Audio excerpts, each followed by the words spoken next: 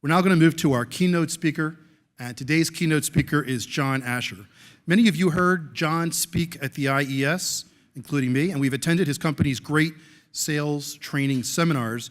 John has had 3 great careers. In his second career, in his Navy career, he was at the time the youngest captain of a nuclear submarine. In his second career, he co-founded an engineering company in Roslyn that grew at a compounding growth rate of 42% per year for 14 straight years. In his current career, he and his team have trained over 80,000 sales professionals in 22 developed countries. John's a big fan of the IES. We're very grateful for John. His company is one of our platinum sponsors and was the sponsor of our inaugural Women in Sales Selling Edge Conference. His company provides the APQ EQ assessment to support our mentor program. We have a mentor program with the IES where we match up seasoned and junior sales professionals. He also recommends great speakers for us and introduces us to the local Vistage community. John was recently awarded the Lifetime Speaker Award for extraordinary contributions to Vistage, which of course is an international organization of CEOs. As any good salesperson would, John asked me what the subject would be of most interest to the audience, so I reached out to our members and our executive team and to a number of our people here today. The topic that came up was moving prospects through their buying process. That's the one that we've asked John to speak on today. John's talk will focus on this challenge. John is a dear friend to many in the room, very good friend of mine and one of my mentors. Please join me in welcoming today's keynote speaker, John Asher. Thank you. Thank you, Fred, for the great introduction. Before I get started, I'd like to acknowledge what Fred has built over the last 7 years. Fred has helped many of us companies locally do much better in sales, helped many salespeople do an extraordinary job of sales, and has essentially given back to the communities. So let's all give a big hand for Fred on what he's built for 7 years.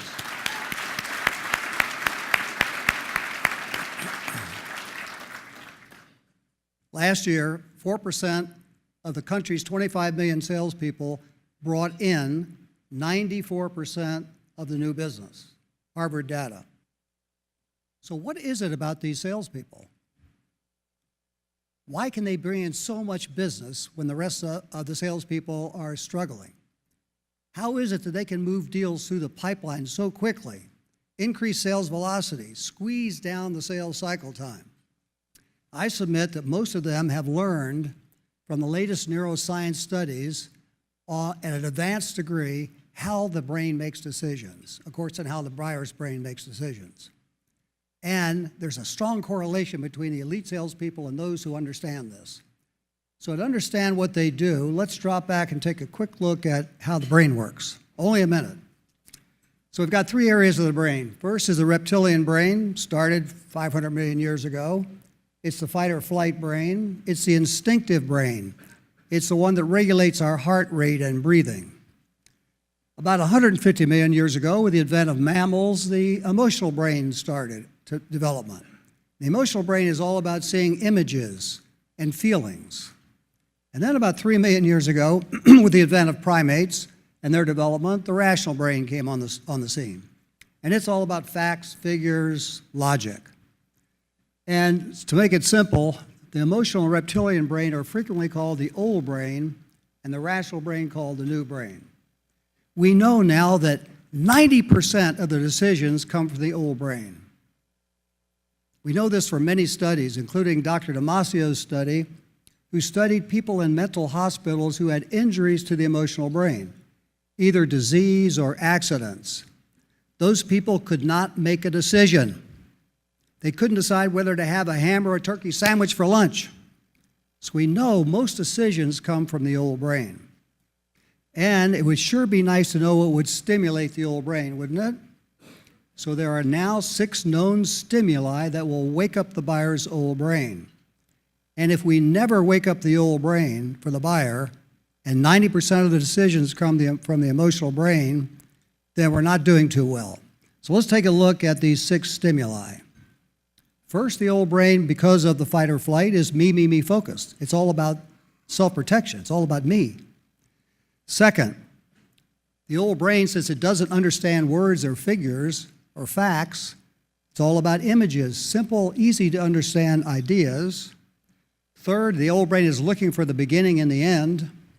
And the reason it is because the brain is a complex organ. It needs a lot of energy to make decisions. And so it has learned over millions of years to relax, know when to relax and when not to. So it'll pay attention at the beginning and the end, and in the middle, go back to sleep. The old brain is looking for clear contrast, images, because that's all the old brain has got. So it's pattern matching with previous images. And the old brain can get excited with excitement, engagement, emotion.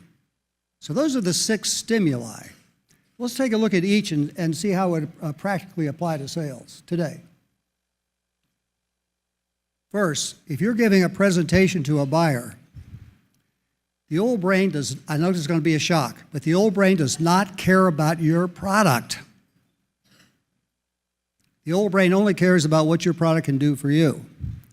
So you'll see many salespeople who will give a presentation that starts out like this. Here's the objective of our meeting. Here's the agenda. Here's an outline. Here's a picture of our truck. Actually, here's a picture of our new building. Here's the vision of our company and a picture of the CEO. Here's a list of our 7 integrated IT technologies. Let's start with IT technology number 1. Is the old brain awake? Raise your hand if you think the old brain's awake yet. The old brain is not awake. So how would you start a presentation that would immediately wake up the old brain? Well, the elite salespeople know how to do it. And that is, your first slide should be something like, here is our understanding of your needs. If because of your research and your good inside coach from the Miller-Hyman training, you've got this pretty well, in 95% of the cases, it will start an immediate conversation. So now we got the old brain waking up and engaged with us. The second stimuli is easy to understand, simple. And so when a salesperson makes a statement like this, we've got a flexible, scalable, integrated solution with 15 exit waypoints, the rational brain loves it. But the old brain is totally confused. So if you want to get the old brain energized with what you're telling them, right back to the keep it simple. The third stimuli is the beginning and the end. And if any of you have ever talked to a preacher who went to theological seminary and asked them, how did they teach you how to give a sermon? Many of you have heard this, and that is, we're taught for the congregation, tell them what we're going to tell them, and tell them what we told them. And there's a rationale behind this, and that is, if you tell them, and if you've got some pretty good excitement in your opening as a preacher, the congregation gets it and then goes to sleep until the end. So the practical application for sales, of course, is always begin and end your presentations with a bang. The buyer's old brain is almost always asleep during the middle of your presentation. The fourth old brain stimuli is clear contrast. So when the salesperson says, you know, we've been around for 45 years, we've got great customer service, we've got a strong engineering team, is the rational brain even involved? No, the rational brain hears 3 words, all are the same word, and the first word starts with blah. So if the rational brain isn't even awake, certainly the old brain is not going to be awake. So we need clear contrast. And some of you may have heard or may remember your mother saying, honey, if you're going to make a difference in the world, you must be different. You must be different. So here's one of the ways our company is different. This difference accounts for 50% of the new business we get. Because it's unique, it's different. Another good example would be the difference between FedEx and Postal Service. If the buyer really needs all-week delivery or 6 days a week delivery, then there's just a clear choice here. And so anytime you give this clear choice, the old brain will immediately make a quick, risk-free, in its opinion, decision. The fifth old brain stimuli is images. So remember, the old brain only remembers images, no words, no facts, no figures. And 90% of the decisions come from this old brain. An example would be if you go to a movie, if the movie's sad, then many of us, including me, will tear up, actually cry, maybe tear up, get choked up. And so you can say to yourself, well, what's going on? Our rational brain knows it's just a movie, it's just a Hollywood made-up story, but the old brain actually thinks of itself in the movie. It feels like it's in the movie. It feels like it's happening to it. And at the right points will energize the serotonin or dopamine to make us laugh, or energize the tear duct to make us cry. So the practical application of this, of course, is when you're giving presentations, should they be text only and just read the text? Text and a little bit of pictures, or a lot of pictures and a little bit of text? I hope the answer is obvious. So the great presentations are full of images, and of course it's why video is so important.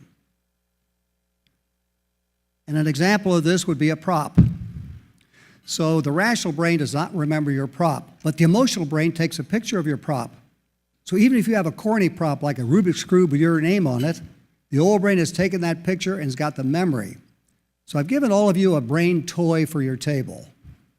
So feel free at the end of the presentation to take it back, put it on your desk, and before you have any interaction with a prospect, whether it's an email, LinkedIn, InMail, phone call, or an interaction in person, look at that brain toy, which will remind you of these 6 stimuli that will wake up the old brain. And again, if we don't wake up the old brain, closing rates are pretty much 0. The 6th old brain stimuli is excitement, engagement. And we now know from studies at Harvard where the buyers wear these mini imaging helmets, so the researchers can see exactly what's going on in their mind, what part of the brain is energized with the various techniques salespeople use. And we know now that the story, a customer story for you, is the best possible way to wake up the old brain from the 6th stimuli. And the reason, again, is as you tell your story, the buyer's old brain starts thinking it's its story, it's in your story. And if you have the right architecture for the story, at the end of your story, the old brain's thinking, wow, I wonder if I could have those results also. So we now know from the Harvard studies, this is the right architecture for a great story. These are the elements of a great story. So these are the 6 stimuli that will wake up the old brain.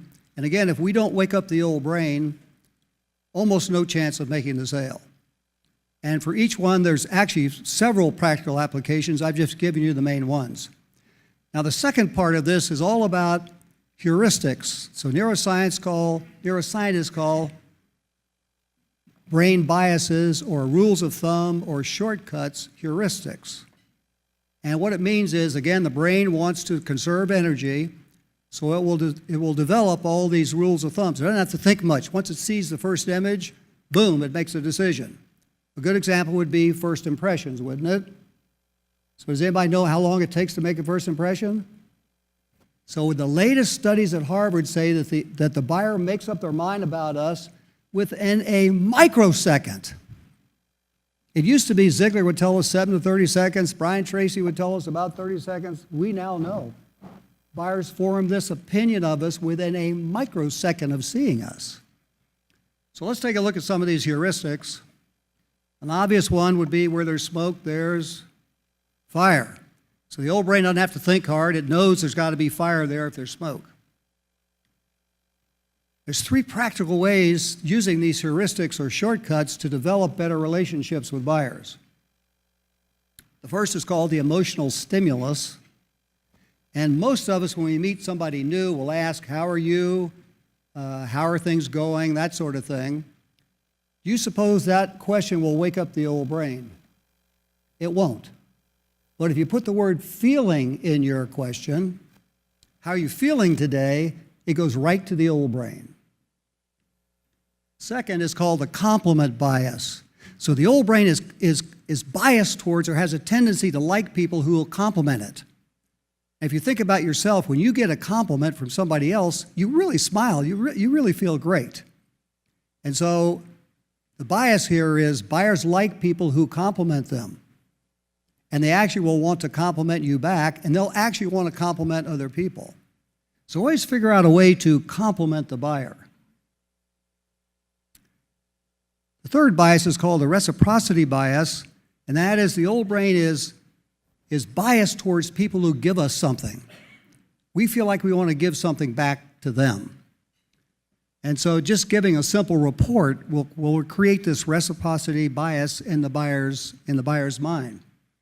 And so what this really means for us as a practical application, any interaction we have, whether it's an email, in-mail, phone call, meeting in person, always give something extra. Always provide a little bit more. Our team, for example, started about a year ago. Every interaction we sent a short video. It's made a tremendous difference. So always take advantage of this reciprocity bias. That is, give the buyer something extra. The next bias is called the confirmation bias. So our old brain, once we've settled on an opinion, everything else that will come in that would reinforce that opinion, we let in. Things that would change our mind, we block out. So we've all been taught this when we're talking with a prospect. Ask this question: what don't you like about your current vendor? It's obvious, we've all asked it. The trouble with that question is most buyers will say, well, things are going pretty well, and they won't offer anything bad. But if you take advantage of the negativity bias, that is, all of us remember bad things that happen to us much more than we remember good things. Ask it a different way. That is, what do you like about your current vendor? They'll tell you a couple things and then immediately shift to the negatives. So the practical application here is always ask buyers what they do like about their current vendor. This is an amazing statistic. It's called the loss aversion bias. And that is, the old brain is 5 times more worried about the pain of loss than the pleasure of gain. So this has, of course, direct application where we're trying to get a current prospect to move from their current vendor to us. So the old brain, the prospect's old brain knows their switching cost. They know that all change involves pain and risk. They will discount our claims as a salesperson. And so if you're going to get a buyer to shift, you must convince the buyer of the very low risk of your solution. And the practical application is your ROI must be significant. Buyers will not shift if you take any financial metric for a 4% increase in ROI. They just won't shift. In fact, if you look at the current data from PwC, Anderson Consulting, and those big firms, you must have a 15% increase in whatever, or decrease in whatever the financial metric is to get buyers to shift. So the practical application here is you must not only be different from the stimuli, but you must have a significant ROI, or buyers just won't shift. The next bias is called the anchor bias. I'm going to do a vote with a group. Your company and 2 other companies have the opportunity to present to a buyer, and this is a pretty big deal. So think about which one you'd like to be. Would you like to be first, second, or third? So raise your hand if you'd like to be first, second, third. Okay, so the answer is shown here. And that is the old brain, once it hears some information, anchors on that information. They'll anchor on it. And when they hear new information, they'll look for the negatives in it. So the practical application is always be the first presenter, because the old brain will anchor, the buyer's old brains will anchor on your presentation. There is one exception, and that is if there's been a week since the first presentation, you actually want to be last because the old brain's forgotten the anchor. The next bias is called the likability bias. We all kind of know this. Buyers like people who are likable, and these are the typical ways to be likable. So the practical application here, of course, is kind of obvious, and that is If you want the buyer to like you and they want to wake up their old brain, then you've got to be likable. The part of this that isn't quite so obvious is this, the practical application. If you can't make an emotional connection with the buyer, closing rates are almost going to be zero, so move on to another opportunity. Quit working that opportunity. It's just never going to close. Last is the consistency bias. And that is the old brain loves to stay consistent with other decisions it's made. And when you ask the old brain to make a large decision, if you've gotten a series of yeses up to that point, the old brain has a much better chance of making a yes to that decision. So I know we've all heard this. That is always, at any interaction with the buyer, as you go through the sales process, always close the next step. Close a demo or a meeting with another executive or a company tour or that sort of things. We've all heard this advice, and we may not have heard the reason, and that is this consistency bias. So the practical application is always close the next step with a buyer. So every phone call, every meeting, every email, always propose and close the next step. So if you've closed 6 or 7 of these small steps, the buyer's much more likely to make the decision for the deal you want. Now, when you get to the actual close, if you've done this, based on the Harvard studies, when you ask for the final close, these are the key statements that will wake up the old brain. So let's sum up. When you watch the elite salespeople who close deals faster, it's the top 4%. They're experts at selling to the old brain. We covered about 15 of these stimuli and heuristics. There's actually about 50 of them, and many of them have more than one application. So when you watch the bottom line for sales in our country, many developed countries, the great salespeople are the great rapport builders, the great listeners. They really understand what the customer wants. They have the ability to offer custom solutions, and they know how to sell to the old brain and speed up the buying process. So the practical application here is the problem solver salespeople are really the champions of the business world. And to be this champion of the business world, you really need this deep understanding of the brain's stimuli and heuristics. So, last slide.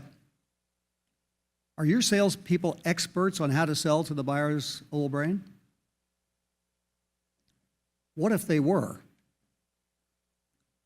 So sit back in your chair for a second, take about 10 seconds, visualize what it would be like in your company if your salespeople were experts at selling to the buyer's old brain and moving the sales process along a lot faster.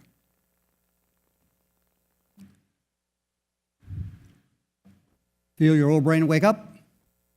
Thank you very much.